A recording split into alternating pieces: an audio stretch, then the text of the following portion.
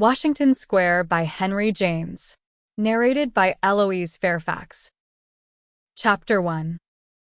During a portion of the first half of the present century, and more particularly during the latter part of it, there flourished and practiced in the city of New York a physician who enjoyed perhaps an exceptional share of the consideration which, in the United States, has always been bestowed upon distinguished members of the medical profession.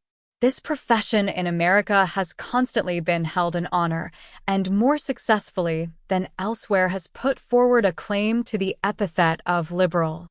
In a country in which, to play a social part, you must either earn your income or make believe that you earn it, the healing art has appeared in a high degree to combine two recognized sources of credit.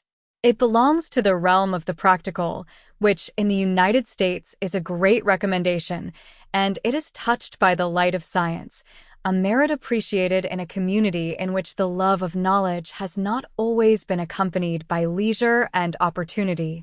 It was an element in Dr. Sloper's reputation that his learning and his skill were very evenly balanced. He was what you might call a scholarly doctor, and yet there was nothing abstract in his remedies. He always ordered you to take something.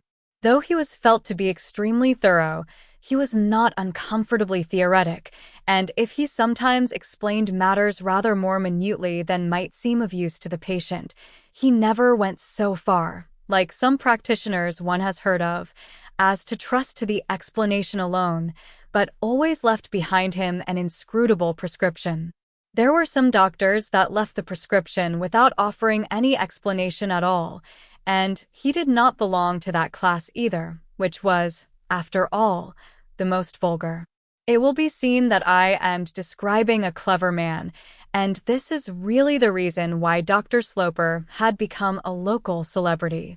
At the time at which we are chiefly concerned with him, he was some 50 years of age, and his popularity was at its height. He was very witty, and he passed in the best society of New York for a man of the world, which, indeed, he was, in a very sufficient degree. I hasten to add, to anticipate possible misconception, that he was not the least of a charlatan. He was a thoroughly honest man, honest in a degree of which he had perhaps lacked the opportunity to give the complete measure, and, putting aside the great good nature of the circle in which he practiced, which was rather fond of boasting that it possessed the brightest doctor in the country, he daily justified his claim to the talents attributed to him by the popular voice. He was an observer. Sample complete. Ready to continue?